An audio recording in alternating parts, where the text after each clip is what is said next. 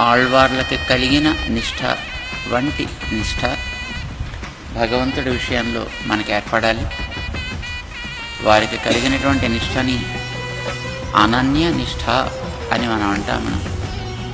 అంటే ఏ కష్టం వచ్చినా సుఖం వచ్చినా భగవంతుణ్ణి తప్ప వేరొకళ్ళని ఆశ్రయించేది లేదు సుమా అని ఆశ్రయించినటువంటి వ్యక్తి నమ్మాళ్వార్. ఇతరమైనటువంటివి ఏది కూడా తనకి సుఖాన్నిచ్చేవి కావు అని కూడా ఒక నిశ్చయం కలిగినటువంటి వ్యక్తి నమ్మాళ్వార్.